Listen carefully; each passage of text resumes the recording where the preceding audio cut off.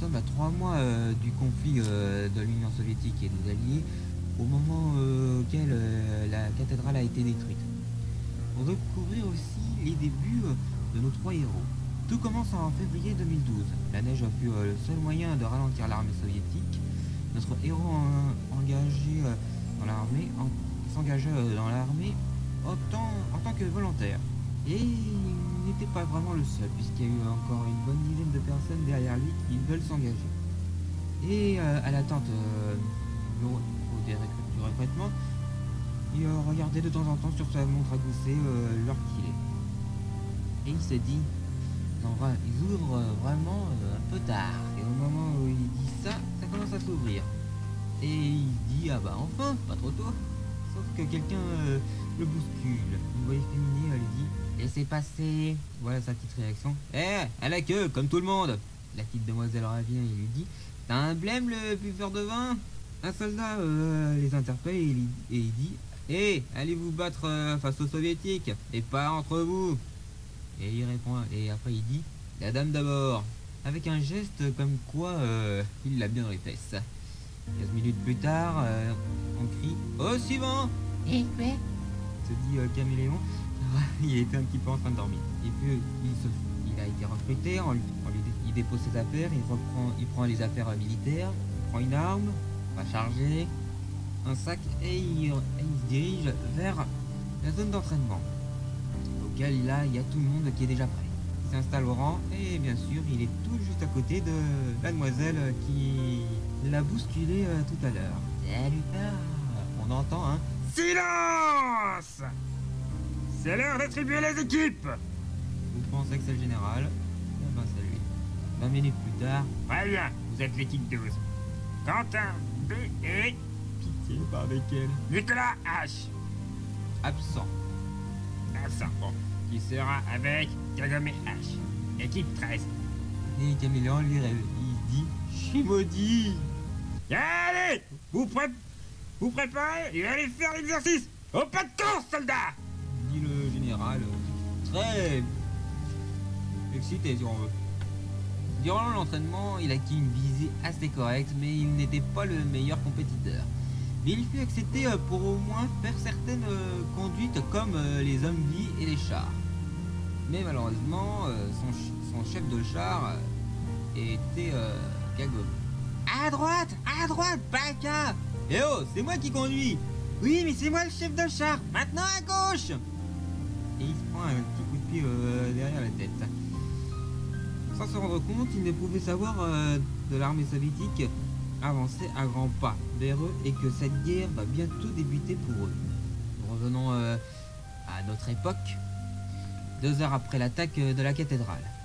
Ils ont percé la défense, dit le général.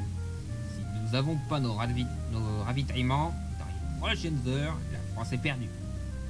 Car oui, les soviétiques ont réussi à percer les défenses et comme la cathédrale était leur seul moyen, était leur seul QG à Orléans et dans la région, ils sont un petit peu dans la merde. Le seul barrage qu'il y a entre le nord et le sud, c'était le Loiret.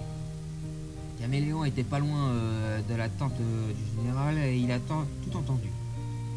Il retourne vers la tente de son équipe et comme il lui répond, alors, tout ce qu'il a à dire c'est, on est mal barré. Alors les 45 fuites. Il y a peut-être un moyen aussi, dit Nicolas. C'est quoi l'idée? Appelons ça les fous du volant. En fait, Nicolas a fait des recherches sur son ordinateur comme quoi il y avait des voitures soviétiques qui sont super célèbres qui se trouvent quelque part en France. Et il en a sans doute localisé un. Caméléon se dit, je sens pas ce plan, ça ne marchera pas. Quelques quarts d'heure plus tard, au garage Renault, ils arrivent tranquillement, ils guettaient le moindre des gestes, et ils arrivent dans le garage. Kagome regardait un petit peu les prix et les stats des voitures. Quentin dit, qu'est-ce qu'il y a, patron? Les prix de vos caisses sont bien trop chers qu'au Japon. Tout ce que ça a rapporté pour Caméléon, c'est un... Ouais, s'en foutait un petit peu. Nicolas trouvait la voiture. Et il dit, le voilà. Waouh, dit Quentin. La voiture la plus convoitée du RSS. Kagome dit, et qu'est-ce qu'on en fait? À peine elle dit ça, on entend un bruit de vitre cassé et il y a Caméléon dans la voiture qui dit, je conduis. Trop excité quoi. Ensuite, ils commencent les travaux, ils ont enlevé certaines plaques, ils ont changé certains trucs et ils ont même enlevé un petit bout de toit de la voiture. Auquel ils ont ajouté une tourelle fixe. Kagome a dit, ça m'a l'air pas trop mal, mais c'est quoi son utilité? Nicolas dit, ah, le plan c'est de saboter leur usine et après on se casse avec. Tu crois que l'autre baka va nous faire rentrer? Caméléon qui a pris une tenue russe qui dit non. Nicolas dit il y a une chance. Et on peut voir que Kagome a un petit coup de foudre sur son talent de parler aux Russes. Ils sortent du garage, mais la voiture a juste un petit souci. Ils ont mis une tourelle fixe, mais ils l'ont cachée avec une sorte de petite tente. Caméléon qui est dans la voiture dit, j'espère que les traductions français-russes sont bons.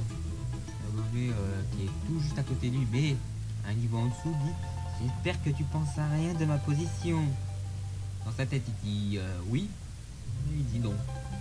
Ils arrivent un petit peu en territoire ennemi et à peine arrivés de la zone de patrouille, un tir vient tout juste toucher à quelques mètres de la voiture.